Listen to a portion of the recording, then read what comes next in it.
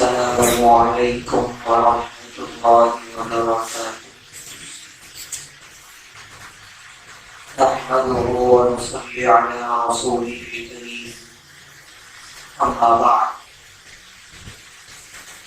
قابل قدر محترم حضرات، معزز نوجوان ساتھیوں،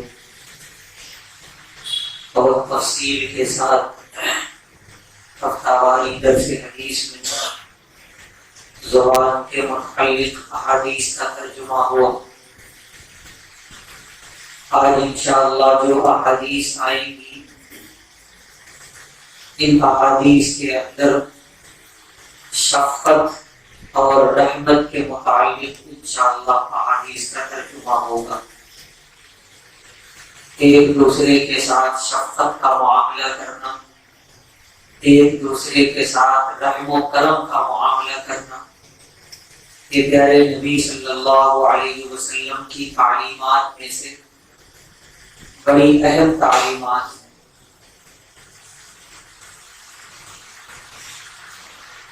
پیارے نبی صلی اللہ علیہ وسلم کی رحم و کرم کی جو تعلیمات ہیں، اسلام کی تعلیمات میں بڑی بنیادی اور بڑی اہم ترین تعلیمات ہیں۔ ہم سب کو معلوم ہونا چاہیے کہ دنیا میں انسانوں سے پہلے جنات رہتے تھے، اور جنات سے بھی پہلے اللہ کی عبادت صرف فرشتے کیا کرتے تھے۔ فرشتوں کو کروبی کہا جاتا ہے۔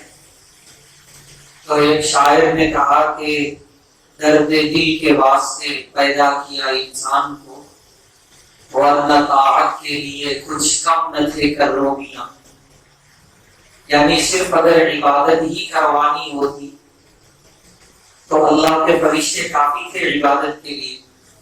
انسانوں کو جو اللہ نے پیدا کیا، عبادت کے ساتھ ساتھ ایک کام اور کرنا ہے جو فرشتے نہیں کر سکتے، وہ ہے ایک انسان دوسرے انسان کے درد کو سمجھے، اس کی تکلیف کو سمجھے، اور ایک انسان دوسرے انسان کی تڑپ رکھ کر اپنے دل کے اندر زندگی گزارے، بھوکے کو کھلائے، پیاسے کو پلائے، بے لباس کو پہنائے، حاجت مند اور ضرورت مندوں کے کام آئے، جو بیوہ ہیں ان کے کام آئے، جو یتیم ہیں ان کے ساتھ حسن سلوک کرے۔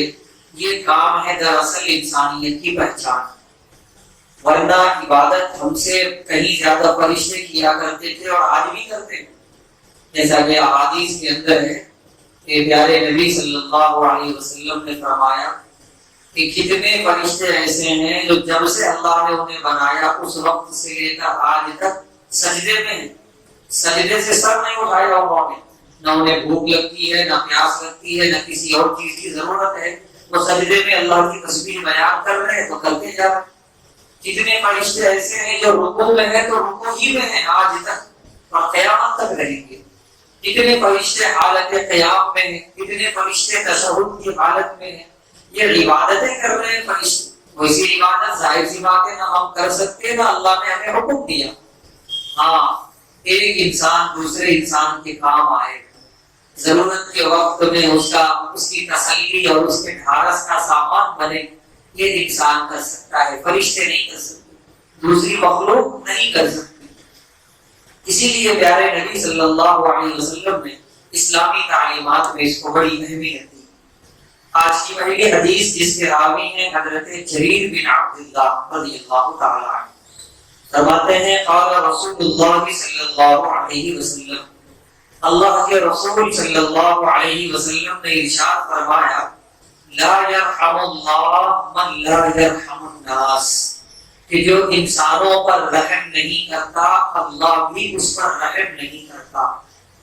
یہ بڑی جامع روایت ہے، بہت مختصر حدیث ہے، لیکن انسان اپنی پوری زندگی میں اس کا تجربہ کر سکتا ہے باقاعدہ۔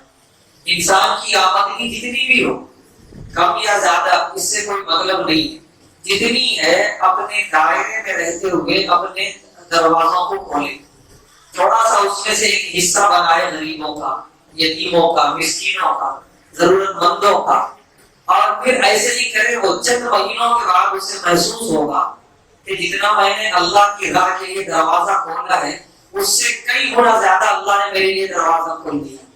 یہ اللہ کا اصول ہے، تم انسان پر رحم کرو گے اللہ تم پر رحم کرے گا. تو یہ ہونا چاہیے. اگر اپنے رزق میں برکت چاہتے ہیں تو تھوڑا اس کا دروازہ کھولیں انسانوں کے لیے، ضرورت مندوں کے لیے، بے کسوں کے لیے، بے رسوں کے لیے. ہر میدان میں ہم چاہتے ہیں کہ ہم جو ہے کسی کی عیادت کریں اور کرنا چاہیے. تو یقین جانیے ہمارا مزاج اگر ہے عیادت کرنے کا، کبھی اللہ نہ کرے ہم بیمار پڑیں، اتنے لوگ عیادت کرنے آئیں گے کہ ہم تصور نہیں کر سکتے. ہم چاہتے ہیں کہ لوگ ہمارے جنازوں میں آئیں، تو ہمیں چاہیے کہ اپنی مصروف زندگی میں وقت نکالیں، جنازوں میں شرکت کریں. ہمارے انتقال پر اتنے لوگ آئیں گے کہ ہم تصور نہیں کر سکتے. ہم جس چیز کا دروازہ کھولیں گے اللہ اس کے لیے ہمارے لیے اس کا دروازہ کھولیں گے. تو ہم چاہتے ہیں کہ اللہ کا رحم ہو ہم پر، اللہ کی نعمتیں ہو ہم پر، تو چاہیے کہ وہ رحم، وہ نعمت کا دروازہ ہم انسانوں کے لیے کھولیں.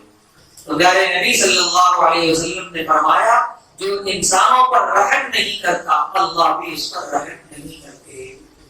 اس کے بعد کی روایت راوی ہے حضرت ابو ہریرہ رضی اللہ تعالی عنہ، فرماتے ہیں قال رسول اللہ صلی اللہ علیہ وسلم، اللہ کے رسول صلی اللہ علیہ وسلم نے ارشاد فرمایا الساعی علی الارملہ، محنت کرنے والا بیواؤں کے لیے، والمسکین اور مسکینوں کے لیے، کالساعی فی سبیل اللہ، اللہ کے راستے میں جہاد کرنے والے کی طرح ہے.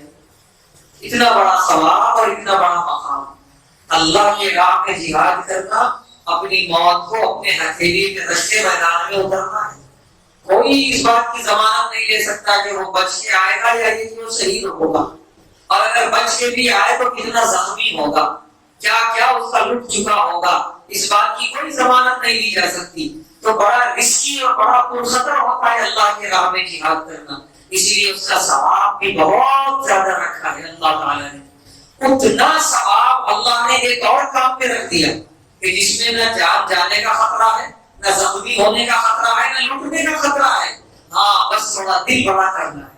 وہ راستہ کیا ہے؟ یتیموں کے لیے، بیواؤں کے لیے محنت کرنا. محنت کا مطلب جو محنت کر رہے ہیں، جو آمدنی ہو رہی ہے اس میں سے ایک تھوڑا سا اپنے استطاعت کے بقدر اپنے دائرے میں رہتے ہوئے تھوڑا سا حصہ نکالنا یتیموں کے لیے، بیواؤں کے لیے. جو ایسا کرتا ہے اس کا ثواب اتنا بڑا گویا کہ وہ اللہ کے راستے میں جہاد کرتا ہے. تو لہذا اس بات کی طرف بھی ہمیں توجہ دینی چاہیے کہ پیارے نبی صلی اللہ علیہ وسلم نے جہاں ہمیں عبادتیں سکھلائیں، استغفار سکھلائے، ذکر و اذکار سکھلائے، وہیں پر یہ بھی سکھلایا کہ اپنی زندگی میں اور اپنی تجوری میں تھوڑا سا حصہ بناؤ غریبوں کا بھی، یتیموں کا بھی، بیواؤں کا بھی. یاد رہے کہ اللہ نے کہیں پر بھی یہ نہیں مانگا تم سب لوٹا دو. صحابہ لٹا دیا کرتے تھے. حضرت ابو بکر صدیق رضی اللہ تعالیٰ غزوہ تبوک میں اتنا لے کر آئے کہ پیارے نبی صلی اللہ علیہ وسلم کو پوچھنا پڑا ابو بکر تو چھوڑا ہے گھر میں؟ ابو بکر صدیق رضی اللہ تعالیٰ نے فرمایا اللہ اور اس کے رسول کو چھوڑ کر آیا. یہ ایمان سے جتنا ابو بکر صدیق رضی اللہ تعالیٰ کا تھا. ورنہ ایسے بھی ملتا ہے کہ کوئی صحابی لے کر آئے اپنا سب کچھ، تو پیارے نبی صلی اللہ علیہ وسلم نے فرمایا تھوڑا اپنی اولاد کے لیے واپس لے جاؤ. کیوں؟ پورا نہیں مانگتا اسلام. ہاں ابو بکر جیسا ایمان ہے تو ٹھیک ہے، لیکن دوسرا مضبوط ایمان کہاں ہے؟ مان لیجیے، فرض کر لیجیے اگر کسی نے لٹا دیا سب کچھ، یتیموں کے لیے، بیواؤں کے لیے، مسجدوں کے لیے، اسلام کے نام پہ سب کر دیا، گھر میں کچھ بھی نہیں ہے. اللہ نے کرے اتفاق سے گھر میں کسی کی طبیعت خراب ہو گئی، قرض لینے کی نوبت آئی، گھر کی عورتیں میرے یہی کام ماریں گی، کس نے کہا تھا سب کچھ دے دینے کو؟ اب قرض کے لیے ہاتھ پھیلانا پڑ رہا ہے. ایمان اتنا مضبوط نہیں ہے، نہ ہمارا نہ گھر پہ عورتوں کا. اس لیے اسلام یہ نہیں کہتا سب کچھ لٹا دو، اسلام یہ کہتا ہے سب کچھ رکھو، اس میں تھوڑا سا حصہ نکالو اللہ کی راہ میں. تو یہ دروازہ جتنا ہم کھولیں گے اللہ کے راستے کا، ایک تو رزق میں برکت ہوگی، جتنا ہم نے دروازہ کھولا اس سے زیادہ اللہ دروازہ کھولے گی. اس صدقہ اور خیرات کی وجہ سے آنے والی مصیبتیں بلائیں کریں گی. اس کی وجہ سے کوئی گھر میں بیمار ہے تو اس کی شفا کے راستے کھلیں گے. اس کی وجہ سے اللہ کے غضب کی آگ ٹھنڈی ہوگی. یہ سارے فائدے ہیں اللہ کی راہ میں اپنا مال قربان کرنے کے. تو پیارے نبی صلی اللہ علیہ وسلم نے فرمایا بیواؤں کے لیے، مسکینوں کے لیے محنت کرنے والا ایسا ہی ہے جیسے اللہ کے راستے میں جہاد کرنے والا۔ اس کے بعد تیسری روایت راوی ہے حضرت عبداللہ بن مسعود رضی اللہ تعالی عنہ، فرماتے ہیں قال رسول اللہ صلی اللہ علیہ وسلم، اللہ کے رسول صلی اللہ علیہ وسلم نے ارشاد فرمایا اذا کنتم ثلاثہ، جب تم تین لوگ ہو، تین آدمی کہیں پر بھی بیٹھے ہو، فلا یتناجا اثنان دون الاخر، تو وہ تینوں میں سے کوئی بھی دو آدمی کان میں سرگوشی نہ کرے، کان میں بات نہ کرے تیسرے کو چھوڑ کر۔ کیوں؟ یہاں سے غلط فہمیوں کے دروازے کھلتے ہیں۔ پیارے نبی صلی اللہ علیہ وسلم نباز ہیں، نبض شناس، کس راستے سے شیطان جو ہے آپسی تعلقات کو خراب کر سکتا ہے، آپسی محبتوں کو نفرت میں بدل سکتا ہے، ان تمام راستوں کی رہنمائی، ان تمام راستوں پر چلنے کی رہنمائی فرمائی پیارے نبی صلی اللہ علیہ وسلم نے۔ چنانچہ آپ نے فرمایا کہ تین لوگ اگر بیٹھے ہیں، کم سے کم، زیادہ سے زیادہ جتنے بھی ہوں، کم سے کم تین اگر ہیں تو دو آپس میں سرگوشی نہ کریں۔ تین لوگ بیٹھے ہوئے ہیں، ایک دم دو لوگوں نے آپس میں کان میں بات شروع کر دی، تیسرے کو شدید تکلیف ہوگی۔ وہ کون سی بات تھی کہ مجھے نہیں بتا کہ آپس میں بات کریں، بلکہ شیطان تو یہ ڈالے گا کہ میرے ہی بارے میں شاید بات ہو رہی ہو، کچھ ہے ایسی بات، کچھ پلاننگ ہے، کچھ منصوبہ بندی ہے، مجھے نہیں بتایا جا رہا۔ اس لیے یہ طریقہ نہیں ہونا چاہیے۔ آپ کو راز کی کوئی بات کرنی ہے، آپ یہاں سے اٹھیں، جب اٹھنا ہے پھر اکیلے تنہائی میں دونوں ملاقات کریں، وہاں بات کریں، کھل کے جتنا کرنا ہو، کوئی شیطان کو موقع نہیں ملے گا غلط فہمی پیدا کرنے کا۔ اسی لیے علماء نے اس حدیث کی روشنی میں یہ بات بھی لکھی ہے کہ تین لوگ آپس میں بیٹھے تو اس میں دو لوگ ایسی زبان میں بات شروع کر دی جو تیسرا نہیں جانتا، اب وہ دونوں آپس میں اس زبان میں بات کیے جا رہے ہیں اور تیسرے کو پتا نہیں، غلط فہمی پیدا ہوگی۔ کیا وجہ ہے کہ وہ ایسی زبان میں بات کر رہے جو مجھے نہیں آتی؟ ضرور میرے بارے میں بات کر رہے ہوں، ضرور کوئی ایسی بات ہوگی جس کو یہ مجھ سے چھپانا چاہتے ہیں۔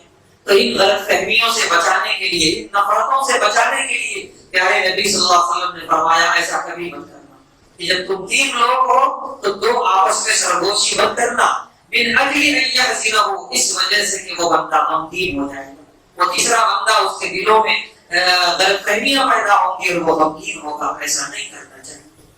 اس کے بعد کی روایت جس کی راوی ہے حضرت جابر بن سمرہ رضی اللہ تعالی عنہ، فرماتے ہیں قال رسول اللہ صلی اللہ علیہ وسلم، اللہ کے رسول صلی اللہ علیہ وسلم نے ارشاد فرمایا لَأَن يُؤَدِّبَ الرَّجُلُ وَلَدَهُ خَيْرٌ لَهُ، ایک آدمی اپنی اولاد کو ادب سکھائے، اچھی تربیت دے، اچھا انسان بنا دے، یہ اس کے لیے بہتر ہے۔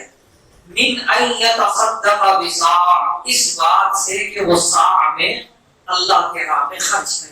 صاع وہ کہتے ہیں اس زمانے کا وزن تھا، آج کے زمانے میں کلو ٹن یہ چلتا ہے، یہ اس زمانے کا صاع ہوتا تھا۔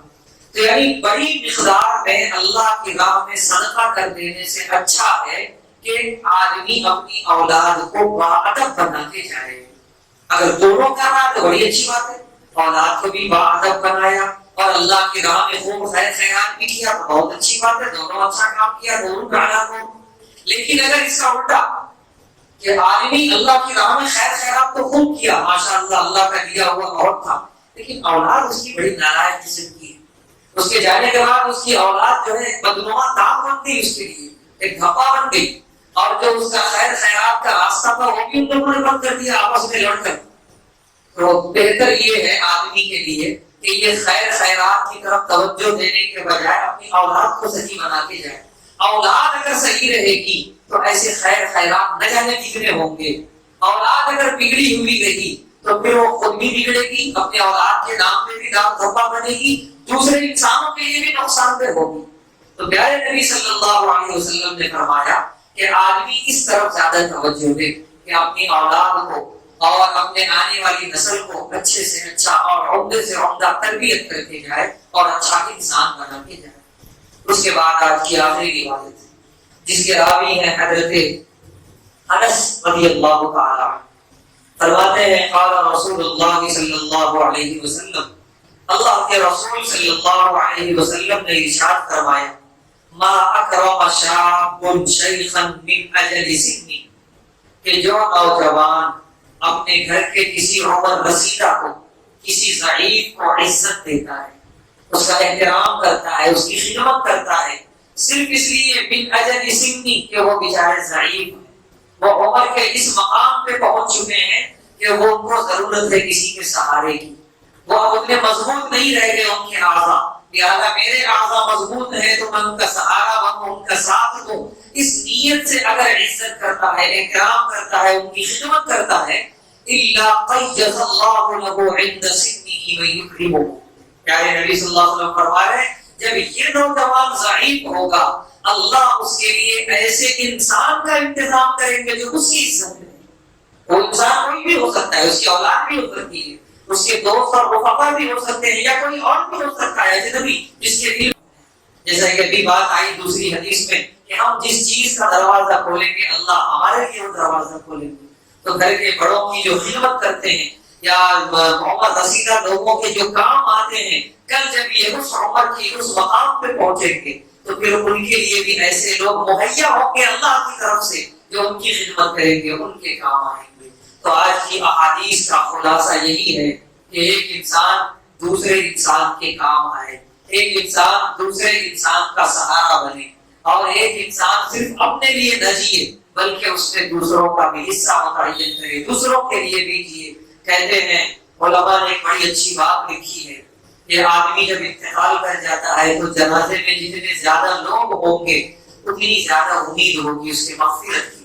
ویسے تو اگر بندہ اچھے اعمال کر کے گیا تو اس کی مغفرت انشاءاللہ ضرور ہوگی، سارا دار و مدار اعمال کے اوپر ہی ہے، لیکن پھر بھی یہ ایک چیز ہے، نشانی ہے کہ جتنا جنازے میں لوگ آئیں اللہ سے اس بات کی امید کی جا سکتی ہے کہ اتنے لوگوں نے دعائیں مغفرت کی، ساری دعائیں تو رد نہیں ہوگی، ضرور بہتوں کی قبول ہوئی ہوگی اور بندے کی مغفرت ہو گئی ہوگی۔ علماء نے لکھا ہے کہ جنازے میں کثرت چاہتے ہو اپنے دسترخوان کو وسیع کرو، جو کھاتے ہو اوروں کو بھی کھلاؤ، صرف لائے اور خود کھا لیے بال بچوں کو کھلا لیے، بے شک ذمہ داری ادا کی تم نے، لیکن چاہتے ہو کہ اس سے کچھ اور زیادہ تمہیں فضیلت حاصل ہو تو اس میں دوسرے انسانوں کے حصے لگاؤ، غریبوں کو کھلاؤ، بھوکوں کو کھلاؤ، یتیموں کو، بے کسوں کو، بے سہاروں کے کام آؤ، انشاءاللہ جنازے میں بہت کثرت ہوگی۔ جب یہ آنکھیں بند ہوں گی، یہ روح نکلے گی، رونے والے صرف اپنے ہی بچے نہیں ہوں گے، خالی جو ہے کندھا دینے والے خالی اپنے سگے بھائی نہیں ہوں گے، وہ بھی ہوں گے جنہوں نے کبھی دیکھا نہیں ہوگا، جن کے چہروں کو لوگوں نے ایسے بھی آگے پرسہ دے رہے ہوں گے، کبھی ہم نے گھر والوں نے ان کے بارے میں سنا نہیں ہوگا۔ یہ تو وہ ہوں گے جو آ رہے ہوں گے، نہ جانے اپنے اپنے گھروں میں کون کون کس طرح ہاتھ اٹھا کے دعائیں کر رہا ہوگا، کس کی دعا کہاں قبول ہو رہی ہوگی کسے معلوم ہے۔ تو ہم چاہتے ہیں کہ آنکھیں بند ہونے کے بعد والی زندگی ہمارے لیے بہتر سے بہتر بنے، تو ہم اس آنکھ کھلی ہوئی زندگی میں اپنے دائرے کو خوب وسیع کریں اپنی استطاعت کے بقدر۔ انشاءاللہ جنازوں میں کثرت ہوگی، دعاؤں میں کثرت ہوگی، اور اس دنیا میں ہمارے ساتھ عافیت کا معاملہ کیا جائے گا۔ اللہ تعالیٰ سے دعا ہے اللہ تعالیٰ ہم تمام کو ان مبارک احادیث پر عمل کرنے کی توفیق عطا فرمائے، اور دوسرے انسانوں کا کام آ کر اور ان کا سہارا بن کر زندگی گزارنے کی توفیق عطا فرمائے۔ وآخر دعوانا الحمد للہ۔